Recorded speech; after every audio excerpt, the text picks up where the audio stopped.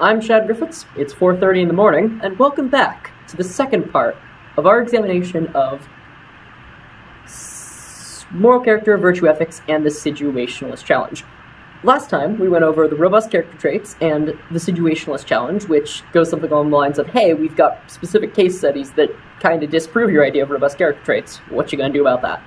Well, let's get to that. So, first, the situationalists came up with a skeptical argument. The skeptical argument goes as follows. If behavior is typically ordered by robust traits, that's the hypothesis, then systematic observation will reveal pervasive behavioral consistency. In layman's terms, that's basically, hey, so you say that these traits are robust, right? So they'll appear in every situation. Well, if the behavior is typically ordered by these robust traits, if that's the claim you're making, then if we look, we should be able to see that in action. We should be able to see, in lots of different situations, a behavioral consistency that is aligning with this idea of robust character traits. The second part of it is, they say that in examples of our situational studies and just in general, they can point to, the skeptics can point to quite a fair bit of evidence that this behavioral consistency doesn't actually exist under systematic observation. That's the observation. And then the third part of their argument, the crux of it, is, therefore, behavior is not typically ordered by robust traits. And that is the rejection of the hypothesis. Now, it's a fair point. Their logic is sound, but there is a rebuttal to this that the believers in the robust character traits model came up with. There are actually two main rebuttals. The first rebuttal goes as the following. Sure, the literature doesn't show these traits aren't important. It just shows that some people are better at the trait than others. It's still a valid trait, but there's differences in people because, well, people are different.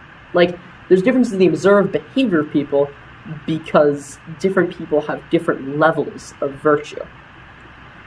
So saying, hey, robust character traits don't exist because I can point out examples where there are situations where people didn't abide by these character traits, even though those traits are part of their character, well, fine.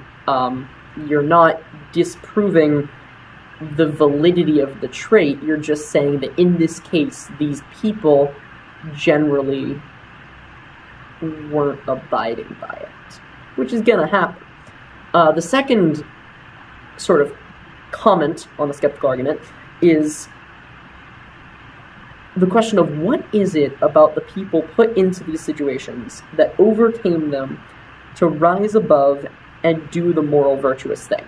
Because, yeah, there's examples of lots of people who fall to these situational influences, but this rebuttal says, if these situational influences are so powerful that they completely change it, that they control what you're going to do, well, that's not the case. Because, yes, there's many examples of the majority in these studies of people falling prey to the situational influences. Not everyone does.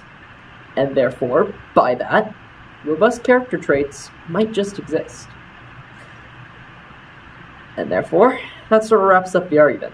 It started from the beginning with the definition of robust character traits, then we went on to the different experimental traditions in social psychology, then we went to the skeptical argument, and then the rebuttals to the skeptical argument. So that about covers that. Thanks for watching, and I'll see you in the next episode as I slowly go further and further into a spiral of sleep and madness. Fun times for all.